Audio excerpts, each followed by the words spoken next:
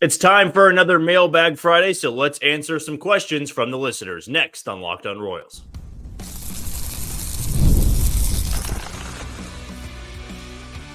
You are Locked On Royals, your daily Kansas City Royals podcast, part of the Locked On Podcast Network, your team every day. Another edition of Locked On Royals on the Locked On Podcast Network. As always, I'm your host, Jack Johnson, and you can find me on Twitter or X at JohnnyJ_15. That's at JOHNYJ_15. You also can catch us on wherever you get your podcasts. That can be Spotify, Apple Podcasts, Amazon Music, Google Podcasts, Odyssey, and we're on YouTube. Just be sure to hit the follow button and subscribe. We're now up to about, I think 1,400 or so subscribers. Might be a little bit north of that. Goal is to get to maybe 1,500 by the end of May.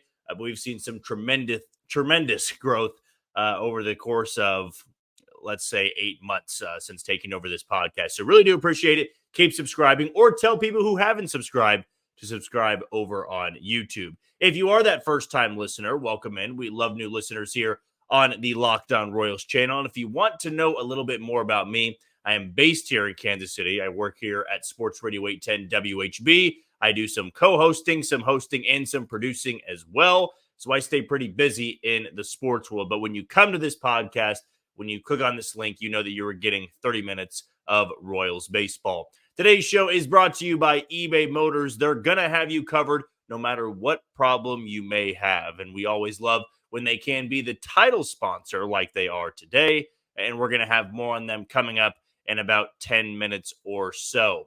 But as I mentioned to kick off the show, it's a Friday, which means it's a Mailbag Friday. So this is more so told to the listeners who are brand new. You can shoot me over mailbag questions on Twitter. Again, my handle is at JohnnyJ_15, or you can leave them on YouTube. I believe the ones I was able to answer on YouTube, that happened in yesterday's podcast. But if I did miss them, just send them to me again. I'll answer them privately, whether directly to your Twitter or directly on YouTube. So whatever you want me to do, just have to try to squeeze in about 30 questions into 3 segments today. So let's kick it off with question number 1 from Bobby Witt Jr.'s bat. CJ Alexander getting called up soon. Who are you looking for the Royals to draft this year? So a two-parter there. CJ Alexander, of course, acquired in the Drew Waters trade a few years back. Big-time power hitter, first baseman, and is tearing it up in Omaha. Believe he's hitting north of 300 at this point. He is more of a seasoned prospect, though. He's 27 years old, and I do wonder where the fit is right now. I don't see them demoting Nelson Velasquez, even in the midst of his struggles. I don't see them demoting somebody like MJ Melendez. I don't see them DFAing Hunter Renfroe. CJ Alexander, I do think at one point this year gets the call, but I wouldn't say anytime soon. I just don't think the Royals are going to make a roster move unless there is an injury to the everyday lineup. As for who I want them to draft, I would say if he falls there, now he's had a banged up season. He's been injured off and on, but I just still love the idea of J.J. Weatherholt, who would have been a top 2 pick if it wasn't for the injuries he's had this year. I would strongly suggest taking a toolsy middle infielder like that. I really believe he would be a guy that could fast track to the bigs, but I understand injuries being a concern.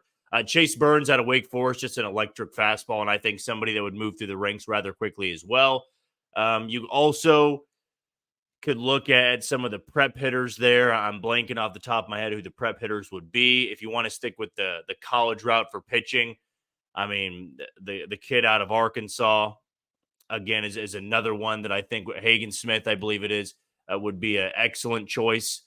Can't really go wrong inside the top 10. There's a lot of premier talent there. So of those I mentioned, I mean, Weatherholt, if he falls there, Chase Burns, Hagen Smith, a couple of the prep guys, I think you can't really go wrong inside the top 10. It's just such a loaded class. And it's unfortunate that 2 AL Central teams are picking ahead of the Royals as they sit at number 6. This question comes from Sky Les. Do you think we see Waters come up for Velasquez? I do believe that would be the move. If they are to promote Drew Waters, I think that would be a reset point for Nelson Velasquez because he's really scuffling at the plate right now. I don't know if Drew Waters is going to be on the fast track to Kansas City. If they keep winning, they're going to be able to say the formula has been working, and they're just waiting for these guys to find their rhythm, find their groove. Because the other thing is, I don't know if Nelson Velasquez benefits from a reset in Omaha. I don't think he's been that great of a AAA hitter. At that point, you risk him struggling there and then not getting back up to Kansas City. So if that were the move, I would say it's more likely at this point that Waters would replace Nelson Velasquez than he would Kyle Isbell. But good question there. Charles asks, what's your favorite Royals superhero name? Example, Bobby Baseball, the General. I do like the General for James MacArthur. I think it really fits. Pasquatch is another one I love. Michael Massey is good. I think those are the main ones, right? Coke Reagan's being another. So those are just to throw out a couple there. But I do love I think Pasquatch, I'll say, is my number one there. And the Royals seem to love it as well because the Sasquatch that walks on top of the Royals Hall of Fame every time Vinny Pasquantino gets on base. AJSN asks, how are they playing two teams at the same time? I believe I am kind of actually lost here now that I think about it. Two teams at the same time. I'm sure this is a joke, like a play on something. My brain's a little bit scrambled right now, so I'm not really sure what the question is referring to. But if somebody does know the answer, feel free to make me look stupid on the Twitter comments or on the YouTube comments. So I do apologize for that question, though it's going over my head. Brain is a little bit scrambled this morning. Jason asked, Sherman had a plan, it seemed, going into the season. He spent a lot of money, locked up Bobby Witt Jr., and it seemed like he thought this would make everyone satisfied enough to get his downtown stadium. Since he didn't get it, do you think he's going to spend any more money on the team? Yeah, I don't think that's going to influence how he treats the Royals and what the team looks like on the field. I mean, if this group is competitive all year long and is like a game or two out of a wild card spot or inside of 5 games, I think they're going to spend again next offseason to ensure they've got a wild card spot or win the division the next year. I don't think that the pushback from fans is going to be the middle finger from Sherman saying, well, now I'm going to go back to not investing in this team and making sure they lose 100+ games every single time. And then we're not going to have a place to play after the lease is up at the Truman Sports Complex. So no, it's a good question, Jason, but I don't think that that is going to impact the way he handles this team or puts money into this team. KC Preds fan says Salvi's obviously having an incredible season so far, both offensively and defensively. But would it be better to let Fermin catch more often? I have some concerns about letting Salvi catch so often at his age. It is a good question, and I would say a good concern. That was the way I wanted to put it. But I just don't know if you can play Freddie Fermin every single day. And Salvador Perez has been great behind the plate. I just don't know if you go into the season just being worried about his age and his injury concerns and not put him behind the plate. This is the best Salvi's looked behind the plate, I believe, since 2013. I mean, you're looking over a decade at this point. He's just been phenomenal. Don't think the Royals are going to worry about not putting him back there or worry about, if we put him back there too much, he's going to get banged up. I think they want to take him off his feet more than maybe they've done in the past. And I think they've done that with first base and DH every once in a while. But Salvador Perez is going to be behind the plate. I'm not sure they're going to play Freddie Fermin on a more consistent role just because it's to get Salvador Perez more rest, I guess I should say. Bobbert Witt says the pod is obviously very optimistic, and I am too. However, I'd like to know what you're not high on, what worries you, and what is something you're not sold on that others might be. That is actually one of my favorite questions to answer, so I appreciate you bringing that up. This is a very optimistic pod, and I try not to be overly optimistic when things aren't going well, but things are going well right now, so it's hard to be negative. But I would say some things I am growing concerned with. The lineup as a whole. And I know it's not something everybody's on board with, but for those that just constantly think it's going to get fixed, it's going to get fixed, it's going to get fixed, I don't know actually if it is going to get fixed. I think the slumps won't be as severe, but what does average to slightly below average look like with some of these guys? I mean, can MJ Melendez be an everyday player? Can Kyle Isbell be an everyday player? Can Renfroe, hit over 200? Can that power come back? I think a lot of that unknown makes me feel uneasy about the rest of this year because the reality is if that lineup can't get going, they're not a playoff team. I don't even think it's a scenario where they squeak in but get swept in the wild card series. They can't make the playoffs and be this good pitching-wise and bullpen-wise over the course of 162 and sneak in. Not with a lineup that has 4 or 5 black holes in it right now. that is something that absolutely does concern me. And it's not something where you can just be great at home and bad on the road. It has to find a common ground. You have to even it out, or this team can't play in the playoffs this year, which I know to begin with is already a stretch. But I know at 19-13, that's what everybody's starting to think toward of how can you get to the postseason. A good question there. Loved answering what is still concerning me, because at times I do decide just to not address that in a podcast episode. But glad of putting me in check there, because I think I need to be put on record of what is concerning to me at this point in time. Okay, we're going to take our first break of the show. When we come back, more questions to answer from our mailbag next on Locked On Royals. You are tuned into Locked On Royals on the Locked On Podcast Network. I am your host, Jack Johnson, and you can find me on Twitter or X at JohnnyJ_15. That's at JOHNYJ_15. Before we go any further, let's talk about a couple of the sponsors today, starting with eBay Motors. Passion, drive, and patience, the formula for winning championships, is also what keeps your ride or die alive. eBay Motors has everything you need to maintain your vehicle and level it up to peak performance. Superchargers, roof racks, exhaust kits, LED headlights, and more.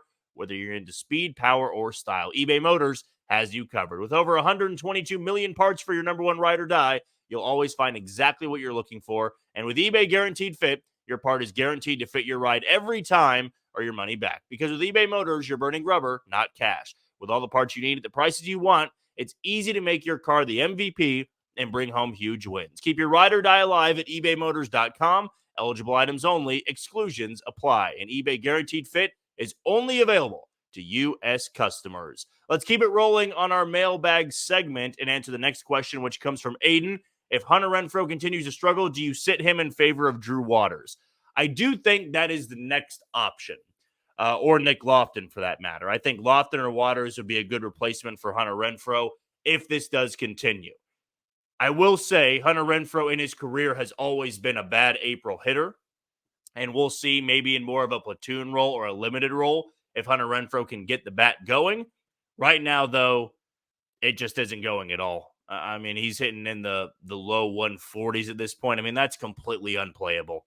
And if you're going to be that unplayable, at least you got to have good defense out there, and he's really just got the arm. He doesn't really have the range or the defensive run save metrics or the outs above average. Drew Waters would give you that, and maybe Nick Lofton with some work in right field would be able to provide that. But that would be my go-to. If Hunter Renfroe continues to struggle in the way that he has, I think the next man up would be Drew Waters. Wesley asks, how close do you think MJ is to going down to AAA while someone like Waters gets some ABs in the big league? So Waters seems to be the talking point of today's Mailbag Friday, and I don't blame that one bit. I mean, I think a lot of people saw what he did yesterday. He's hitting over 300.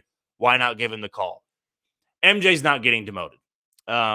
It would take a Hunter Renfroe type of stretch where you're down in the 130s, 120s. You're for your last 50-something. I mean, I just don't think they're going to make that move. They know how important MJ Melendez is to the lineup and how he needs to contribute. And I'm not sure that just throwing Drew Waters in as the duct tape on the dam or the gum on the crack on the wall is going to do much, or the Band-Aid on the crack in the wall. It's not saying that Drew Waters isn't a great player, but I'm just not sold that he is going to be the end-all, be-all, the great fix. I think, if anything, you put Waters in place of Hunter Renfroe, not Waters in place of Melendez, because like with Velasquez, I don't think MJ Melendez benefits from a reset in Omaha. And then you risk him struggling in Omaha, and then the confidence could be shot at that point. So I just don't think they're that close to demoting somebody like MJ Melendez. I think he's maybe a couple of games away from getting on a hot stretch, especially coming back at home where he seems to be hitting well this season. Next question comes from Captain William Corker. What does Salvi need to do to get in the Hall of Fame? How many more solid years? Accolade stats. I think if he turns in a career year at 33 or going to be 34 next week, you can start making a strong case, because then you add another All-Star appearance. You add a career best in your mid-30s. You add, maybe even a Gold Glove, depending what he's looking like behind the plate at the end of the year. You add a Silver Slugger. You do that again next year, I think he's going to be able to get into the Hall of Fame. And that was something I didn't really think would be possible until those defensive metrics improved again. And now we're seeing that kind of on the upswing. If he gives you a really good year this year, and even maybe 80% of what he does this year, next year, I think there's a pretty good case at that point. It wouldn't shock me then if Salvador Perez is going to be on that ballot and is voted in to get into Cooperstown. But I do love that question, because now It's very much in consideration. This question comes from EK13. I know it's still relatively early in the season, but Bobby only having 4 home runs seems a little low, especially for how hard he hits the ball. Is this a case of he'll start hitting more out as the weather warms up, or is there maybe something off there? That has been something I've been surprised with. It's been a long time. There's been a long drought since Bobby Witt Jr. last homered. I do think that once the weather warms up, just naturally some of those balls are going to carry. I don't know if he's going to get to 30. He could certainly go on a tear, but I think you can probably cash him in from anywhere of 20 to 30 in that range. I mean, if he got 25 home runs this year, but rounded out his game a little bit more of a better walk rate, his on base is a little bit higher, driving in runs at a better clip. To me, I think that would be more impressive than running into 30 more home runs. But I'm not overly concerned with it right now. I mean, his swing is so good. He hits the ball hard enough. I have been just more so curious about the lack of balls being pulled. He seems to be centered or right centered the majority of the time, but he did smoke a couple to the left field corner in Toronto. So maybe that is a sign of things to come. But right now, not too worried with Bobby Witt Jr., being only at 4 home runs. Flash asks, do you think Nate Eaton gets another shot this year? A couple of guys would have to get banged up, I think. Maybe he could be a September call-up. He is somebody that is another super utility guy, but Nick Lofton is ahead of him. Adam Frazier, Garrett Hampson is ahead of him. It's just going to take a couple of guys to either be outright released or some injuries to happen. But right now, I'd say I'd give it less than maybe 30% at this point in time. Next question comes from MJ Truther. How confident would you feel in this season if the Royals are able to go 5-1 or somehow 6-0 during this homestand? Understanding that's a tall task, but still. Well, that would put them at 24-14, wouldn't that? Yes, yeah, so that'd put them either 10 games over 500 or 11 games over 500. At that point, I'm not saying you need to start fully embracing the team, but sweeping Texas and Milwaukee or winning both series and sweeping one of them would put them absolutely on the radar. I'd put them firmly in first place in the American League Central. And still, it's only May. You have to wonder, I mean, when they do go through a rough patch or a rough stretch, how bad is it really? I mean, that to me would show me that this is a very good baseball team right now and firing on all cylinders. So I would say at that point, you got to fully commit. If they sweep Texas and Milwaukee, of course, a tall task, as you pointed out, but something to consider at least. Dave asks, why doesn't Prado try the outfield, or does he? Well, he tried the outfield a little bit last year. Not sure if he's getting a ton of reps out there in Omaha. Right now, it's all about, the offensive approach. It doesn't matter if Nick Prado could play every position on the field or if he was a two-way player. Right now, the bat is what concerns me the most. If he can't cut down the strikeouts, he's not going to get back up to Kansas City. And I think that's what the Royals feared coming out of spring training was it false hope of what he gave you? And it turned out to be a little bit of false hope. If you can't cut down the swing and miss in AAA, you're certainly not going to cut it down when you get to the big league. So I'd imagine every once in a while they're trying him in the outfield, but I'm not sure that helps his case at this point. Brandon asks, at the deadline, do you think we trade a guy like Prado to get a viable outfield bat? What we got now needs fixing if we want to stay strong through the closing months.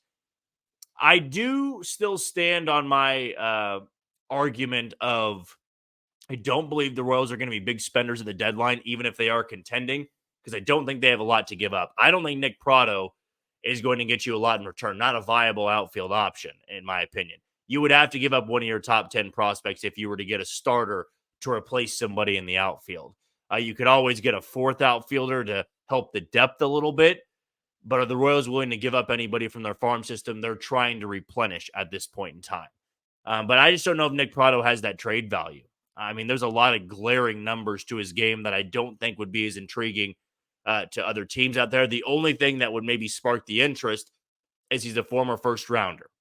That would pretty much be it. Kind of like what Drew Waters had that status for being a number one prospect and a former top 100. But it's been 7 years now since he was drafted.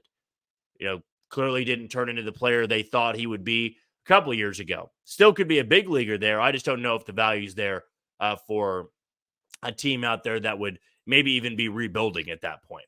Ethan asks, want to play catch? I did look in your Twitter profile. I would love to. I think it would be something fun to do. So if you need to reach out to me, direct messages are open. I'm more than open to that because it seems like a pretty cool deal. But yeah, I'm always looking to get the arm loose once again. Hopefully I don't pull anything or blow out my arm, but I would feel pretty confident that I wouldn't. So yes, I would enjoy playing catch.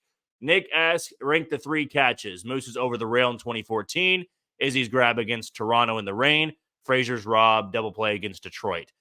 Man, I still have to say number 1 was Moose over the railing because of what it meant and the way he said how he described the meaning and the feeling of it, how everybody all season long, the fan base just kept lifting him up. And when he fell over the railing, caught the ball in a playoff game, no less, a 1-run game. That was just so cool. I have that picture right behind me. I think you can see. Yeah, it's over my right shoulder because it's flipped on my camera. But that to me is number 1. I'd say Frazier's number 2 just because it's a home run robin. Then Isbell's number 3. But do love that question. Got to stick with the postseason grab, though, because how many over the railings catches have we seen from the Royals since that point? Probably none in the last 10 years where somebody fell into the railing. That was just one. That's one of my favorite Royals catches of all time. That's what I should probably say there. But good question there. Okay, we're going to move on to our final segment. But before we do, one shout out to Locked On Sports Today, free 24/7 sports streaming channel, programmed to you every day to bring you the biggest stories without all the screaming. Locked On Sports Today brings you canvas analysis, opinions, and news, streaming 24/7 on YouTube or the free Amazon Fire TV channels app. Part of the Locked On Podcast Network, your team every day. We still have some more questions to wrap up with, so let's do that next on Locked On Royals. You are tuned into Locked On Royals and the Locked On Podcast Network. I'm your host, Jack Johnson. You can find me on Twitter or X at J_15. A couple more sponsors to give a shout out to, starting with PrizePicks. Spring training is over and baseball season is officially underway. Don't miss your chance to add your favorite players from the diamond in your PrizePicks entries. Whether it's strikeouts, RBIs, or first inning runs, take your pick of more or less and add them to your PrizePicks entries today. Get in on the playoff action too and win up to 100 times your money on PrizePicks as you and the world's best players take the game to a new level during basketball's postseason. We also want you to know about one of the more popular mobile games out there in Monopoly Go.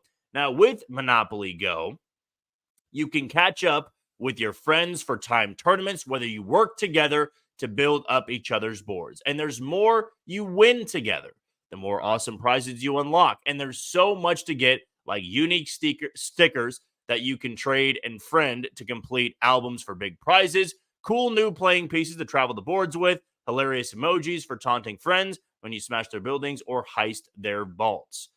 There's always something fun to discover in Monopoly Go, so get off the bench and go and download it now, free on Google Play or the App Store. Game on with Monopoly Go. Well, real quickly, before we have to wrap up our final show of the week, let's keep it going with some of the questions we have and should be able to get all of them in. Matt asked, it's nearing the 1/4 mark of the season and the Royals are somewhat unexpectedly contending this year. So now they have to ask the tough question. My question is, how long can they stay serious about this season if Frazier and Hampson and Renfroe are still on the team? I'm not overly concerned about Frazier and Hampson because they don't play every day. They are designed to be on this team for depth. Hampson is barely even playing that much anymore. Frazier is playing, but I think that's just to make sure that Massey isn't overworked in the time since coming back. Renfroe is probably the biggest question here. You can't play Hunter Renfroe every day. And the Royals, if they get to that point where they're contending in June and July, when do you make that move? Do you go elsewhere outside the organization or do you promote somebody from within? I think that promoting somebody within would be the first cause of action and likely Drew Waters. But I would say at the June mark, I think another month. And if Hunter Renfroe is still hitting sub 150, you got to make the move at that point. That, to me, would be showing that they're very serious about contending this year. Thirsty Tree asks, are you going to be at the game on Saturday? Unfortunately not. I said this in the podcast episode. I'll be out of town this week. I'll probably be at 2 of the Milwaukee games, but unfortunately not going to be able to experience what I hope to be is big crowds this weekend at Kauffman Stadium. But if you are going, let us know. Take pictures from where you're sitting and let me know about the crowds because I am very interested in that aspect of this 3-game slate against the Texas Rangers. Casey Curtis asks, would going 3-3 be considered satisfactory on the homestand? Yep, I would say anytime you can have a 500 homestand or 500 road trip, that's just fine. And especially against good teams like Texas and Milwaukee. You take 2 against Texas because they're an American League team, and 1 against Milwaukee, I think I'm satisfied. And again, that would put you at 21-16, right? Or that would actually put you at 22-16, I believe it is. Yeah, 22-16, still 6 games over 500. And then you head off to Anaheim and take on a really bad Angels team where you can extend that record a little bit more and try to get closer to 10 games over 500 and staying there for the majority of the season. But yeah, I'm totally fine at any point in the season with a 500 road trip or a 500 homestand. RB Carr asks if Casey is still in the same relative position come Memorial Day, is JJ going to call Getz about Andrew Benintendi or Eloy to lengthen this lineup? What other teams are going to sell, and what obvious fits do you see? I don't see the White Sox trading in division with the Royals, and even though they've got so much Royals influence, I wouldn't want Andrew Benintendi back. I don't think he's a good offensive bat at all. Not that great of a defender anymore either. Eloy Jimenez would be a great fit, maybe to DH, and then you could move Velasquez to right field or something like that. But I just don't see them trading with the Royals and not somebody like Eloy Jimenez. I think you look to teams like the Rockies on the National League side.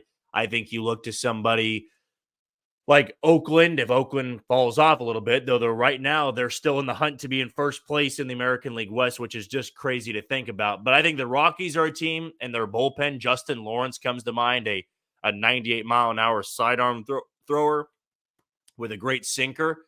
That to me feels like a really good fit. I would also look at a team like maybe even Houston when it's all said and done. I mean, Houston is still, I think, 9 games below 500. They're not firing on anything. Angels are 9 games below 500. It might be 10 games below 500. Those teams that by July are completely out of it, those are the teams you want to pinpoint. But I wouldn't say a team that's in your own division. I don't think that would be happening between the Royals and the White Sox. All right, we got 4 more questions to wrap up the show. Tom asked, do you think any of these guys will be available or affordable at the deadline if Casey makes an outfield change? Taylor Ward of the Angels, Nolan Jones of Colorado, Charlie Blackmon of Colorado. I would say Nolan Jones, likely not. I think Colorado just gave him a big-time extension, and they want to build around him, so no. Taylor Ward and Blackmon are a little bit more intriguing there, but they're aged veterans at this point. Are they really going to help your lineup out more than it is right now? I just can't really say that with confidence. I would look for somebody like Joe Adell of the Angels. Joe Adell is playing really well. He was more of a failed prospect, but turning it around early in the season. It'd be an intriguing fit for me, and I wonder if the Royals do have their eye on somebody right now. But of those options, don't see it likely at this point in time. But still a very good question. Devin asked, do you think if guys like Will Smith, Chris Stratton continue to struggle out of the pen, they get the boot and we'll see guys getting called up like Walter Pennington and Will Klein? I think Walter Pennington and Will Klein will be up at some point in the first half, but it wouldn't be for releasing Chris Stratton. I know that. They think Chris Stratton is just fine at this point. They're not overly concerned about what he did in Detroit. I mean, he was fine against Toronto, and they were trusting him with a 2-run game in the 8th inning before Michael Massey had the 3-run home run. But as for Will Smith, I mean, he's actually been a little bit better of late. But to those guys getting called up, it would probably be somebody going on the injured list is my best guess or my best opinion on that. This question comes from Dominic. What's your bold prediction for the month of May? Mine is that Renfroe will get his average up to 250 and 10-plus home runs on the season. Going back, his April numbers have been really bad his entire career. And I'm glad you brought that up, Dominic, because we said that before I even got to your question. Getting it over 100 points higher would be maybe the most impressive feat of anybody in baseball. And then hitting 8-plus home runs in this month, that would show quite a turnaround. And I think that would make this lineup tremendously better than where it's at right now. My hot take would be, I think Michael Massey really gets going. I think Michael Massey is going to have a really good month of May. I think he's going to get close to, let's say, like 4 home runs this month. Is that hot enough? 4 home runs and driving, let's say, 10 runs. That'd put him at 20 RBIs at the end of May, and he basically would have been playing for roughly a month and 2 weeks. So that's going to be my hot take. But for your Renfroe take, I like it. That would certainly help out the Royals lineup a lot. And lastly, Maya asked, do you think Drew Waters gets called back up anytime soon? I think it would take a continuation of the slump for Nelson Velasquez or somebody getting injured for Drew Waters to get called up. That's just where I'm at right now. But do appreciate a lot of the questions we've had on Drew Waters, because I know for a lot of fans out there, you are wondering a lot about when he can be back up in Kansas City, because numbers-wise, he seems to have deserved it.